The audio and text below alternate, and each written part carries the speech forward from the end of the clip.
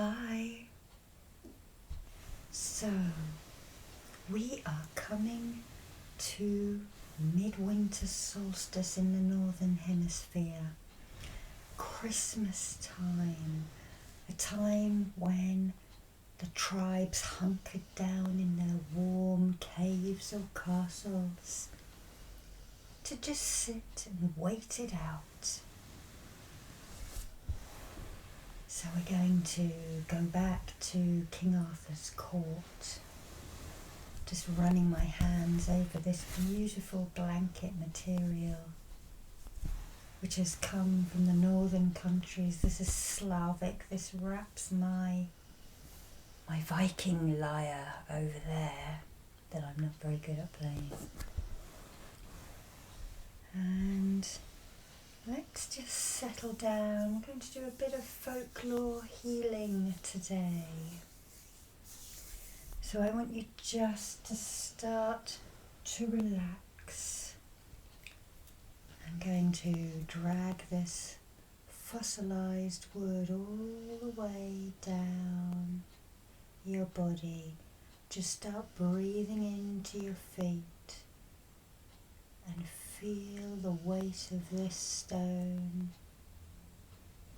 as I put it onto your feet. There we go. Right.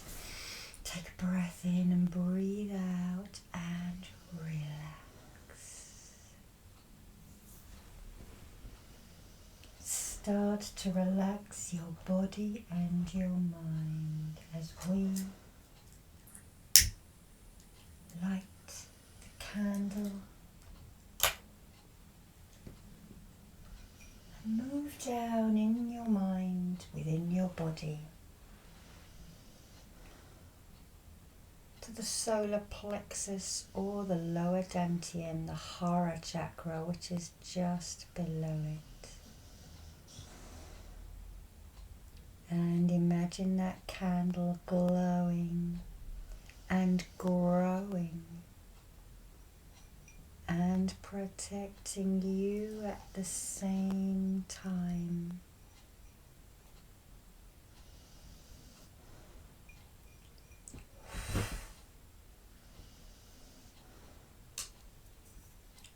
And just imagine that candle pushing out all of those difficult emotions, the tiredness, the anger, anything that no longer serves you. And I'm just going to burn some of the wax away from this one because it's nearly at the end. It's beautiful pine candle. Tine is holly. It would be heirloom if we were talking about Celtic Reiki Ogham symbols. An heirloom is a Scotch pine, a fir tree, or a Douglas fir. Pushing that in, bringing that grounding and that stability. Let's see, here we are. I know what the bark looks like on this. It's nice and thick and stable. And that is grounding you right now. Just imagine breathing in that beautiful pine scent of the earth.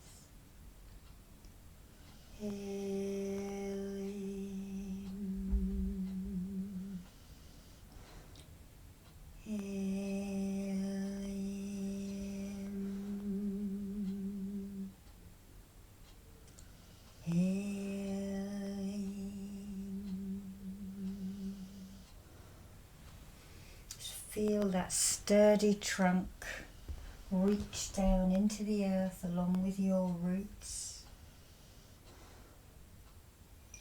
and they grow downwards and downwards and downwards until they wrap around a giant rock, keeping you safe and grounded. At this time,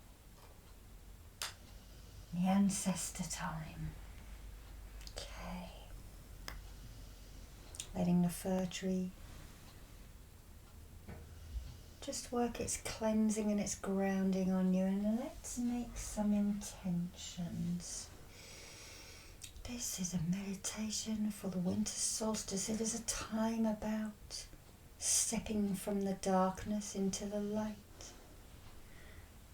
This time is of the Holly King, and when I find his Ogham amongst all of these sticks, I will draw his symbol down over you for healing, and we will meet the Holly King later. Oh, going to be the last one I come to, isn't it? Unless I've missed it already. So we've grounded, we've protected. I'd like you now to imagine that you are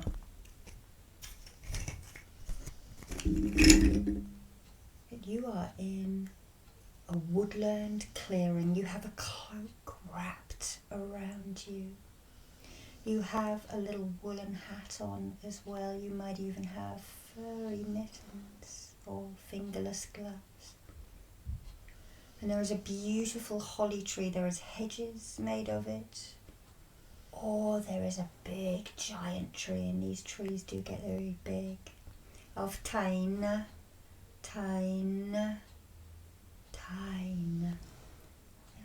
Just draw that down you now. Protective tree, the dark Lord's tree. And we don't mean dark as in negative, although that does happen in a lot of these stories. We're just coming from the dark time of the year when we tilt away from the sun, back on our long journey towards the Oak King, the Light King of Light in the tree-bound places in the northern hemisphere. So I'm just going to look for the Druid now, so that we've got them all before we start. And as you are sitting here in this winter wonderland in a wood, you just feel compelled to stand up and follow the pathway that opens up in front of you. It is just gone over full moon, so it is still very light in the sky. The moon shines your way.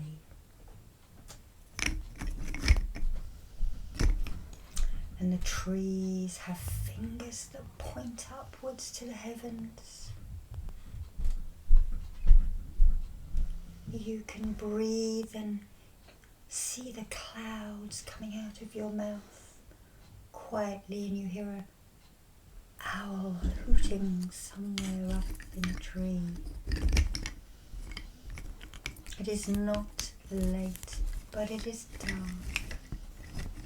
As you walk down this well-trodden pathway out of your woodland glade, through the ents and the trees of the forest, the mighty oaks, the Druids that reach so high that the mistletoe that grows at the top of them is the most sacred and the closest because it grows near the heavens. Keep walking until you come to the edge of the tree-lined forest. And you see a grassy slope leading down into the Salisbury Plains. In the area of the giant's dance, the Stonehenge. Our big candle did go out. Good job, we lit the little one, lighting up the henge now. It is near the midwinter solstice, but we are not going to Stonehenge today. We continue past towards a beautiful castle in the distance, a big castle of grey grey stone with standards fluttering and torchlights, this colour glinting from the little slit windows and the larger ones at the great hall. The oil that I use now is the oil of the holly. It is perfume oil from the Star Child shop in Glastonbury. And the rune that is associated with this one is Tiawas, a god of justice aligned to the North Star.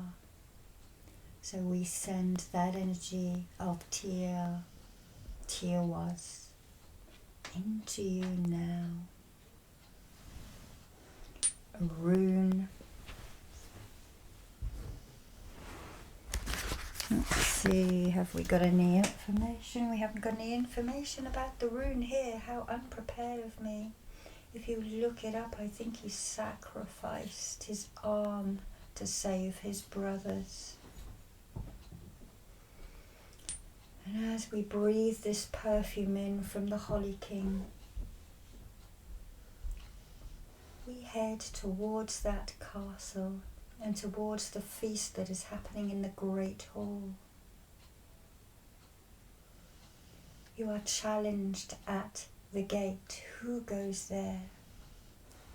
And you state your name. I come to seek warmth at your fires. And they let you in because they are hospitable people, these Celts. And Saxons in the end, they did merge, remember. You make your way up the stairs past beautiful carvings of green men who look down from the cloistered carved ceilings, as they do in many churches. And at this time of the year, the green man takes on many forms, perhaps the god of the hunt, Herne the hunter, and even the Green Knight, which, as we enter the great hall, we see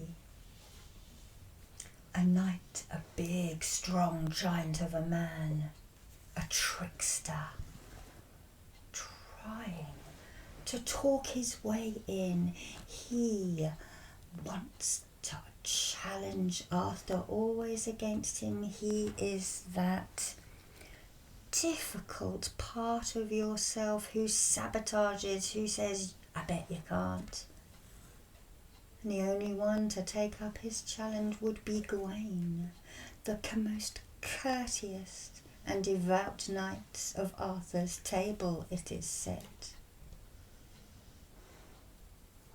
Now, this knight challenges Arthur and the knights to the beheading game. And as Gawain has risen to the challenge, it is said that only a little scratch was issued from his neck, and a challenge was then sent out to return in a year and a day, and to do the same to this knight here. Some stories talk about Gawain being set a challenge of wordplay. The knight asking, what is it that the females crave most of all? And it is said that Arthur and Gawain perhaps went around all of the kingdom asking, is it shoes? Is it a big, strong man? No. Is it shopping? Is it jewellery? No, no, no. all of them came back. And then it is said that Gawain met an old lady on his travels. She was horrendous. She had no teeth, she had warts and drooping eyes, and was foul beyond compare, we are told.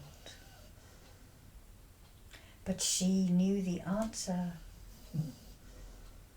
to this one's question, but would only tell it if she had a kiss from Sir Gawain, or marriage in some of the tale's cases. So courteous and loyal to his king that he did resolve himself, poor Gawain, to marry the foul Lady Ragnar. They had a wonderful wedding day.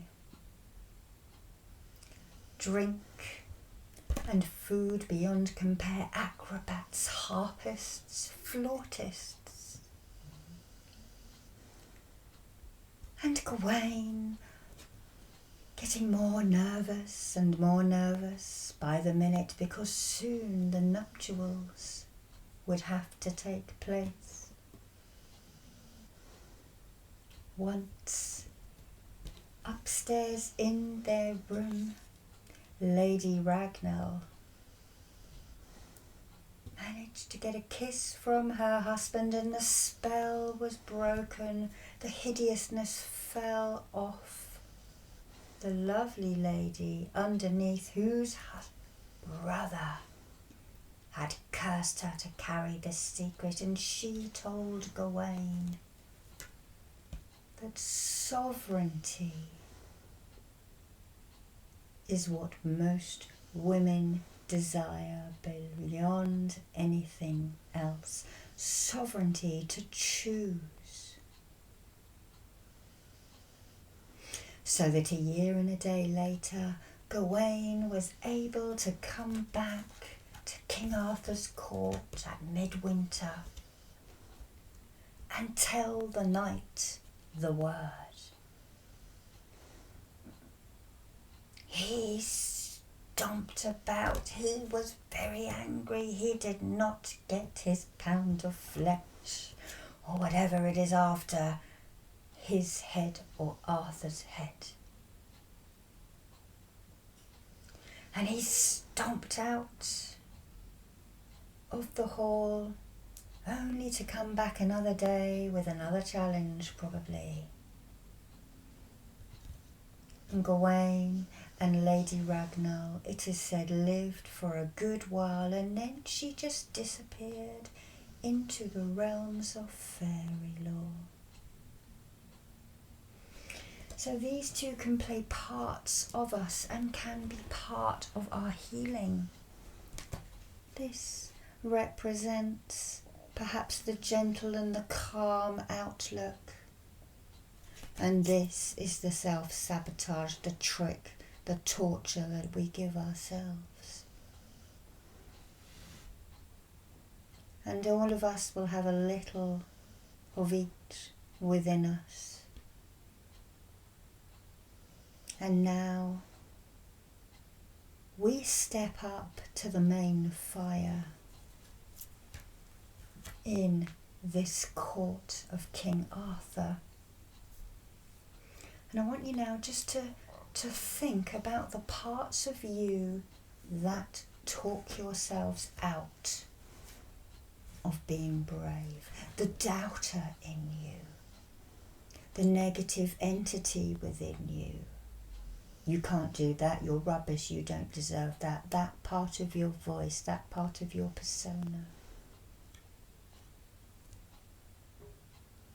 And we're going to perhaps walk close to stand around this fire, this warm fire at the heart of Camelot.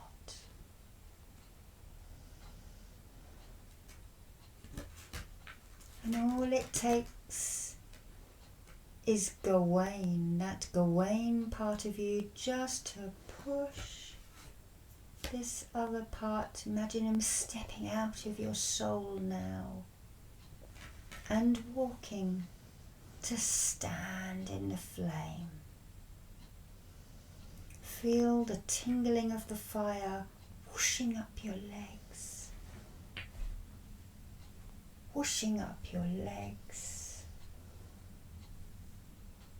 and burning through all that residue, all of that time, all of those emotions that you felt when someone told you you couldn't do it and that you don't have the right to choose. Your resolutions, the bad habits. We don't want to burn the resolutions, we want to burn the talk that you cannot keep to them. Yes, you may have had little times when you stopped, but maybe it is time for you to start up again on that project. And just let that energy of the fire and the holy fire that wood is put on this is stoked now. Somebody throws a handful of holly on. It sizzles as the berries and the leaves catch, whooshing up you.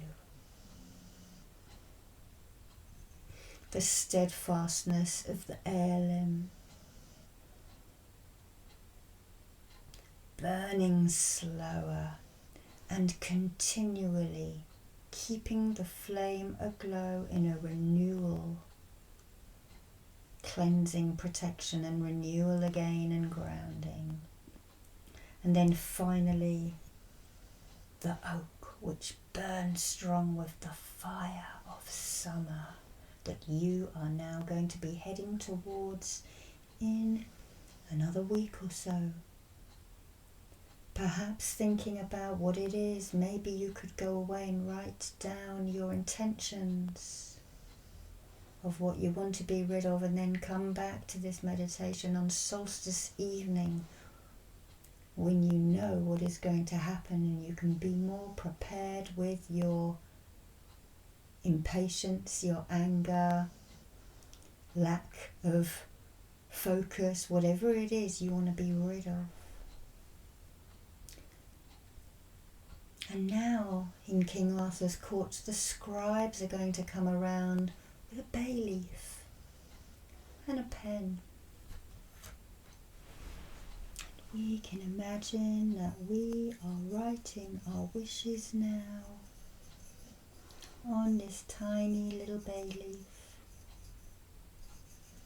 I wish to remove blah blah blah blah blah. And when you have written it, you hold it in front of your heart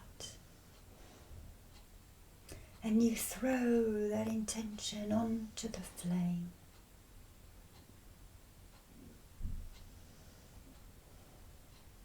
As we draw the center line of Elim and the other two horizontal lines of the Druid, and then the three horizontal lines that way of the Tyne, so that you have the grounding of the fir tree, the wisdom of the oak, and the protection of the holly to last you for the rest of this year and into next, giving you the resolve and the sovereignty as you face each of the next turns in the wheel. Perhaps remembering these green men of plants and of chivalry and of jest. And now take a breath in and then just breathe out as you walk up to the dais to stand in front of Arthur and Guinevere, Morgan Le Fay, and all of the others. The Merlin of the court.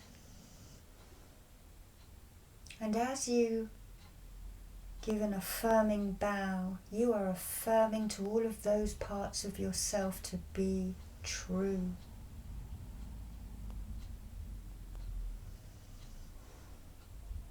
And then you are gifted a stone, a crystal, or something else. Again, you nod. And you turn on your heel and you walk away from the Great Hall at Camelot, out of the castle, across the drawbridge, and out onto the plains, past the Great Henge, and back up the hill to your little pathway leading through the woodland and the trees. It is now morning as you pass by the oak, the fir, and the holly back into your grove, where you sit down. There's a little hare waiting for you, a rabbit. And you sit down and you place your hands on terra firma, on the earth. And then you feel that gift in your pocket. You take it out and you look at it, remembering all that happened today. And resolving to come back again, if you can, around the solstice. It doesn't have to be exactly on. The energy of the solstice will continue for another 3 weeks. So you can use this time when you've had a good think to write your intentions down, and then to come back and revisit it before we move on to the next spoke, the beginning, the child, the baby of the next year. Breathe in and then breathe down into your feet.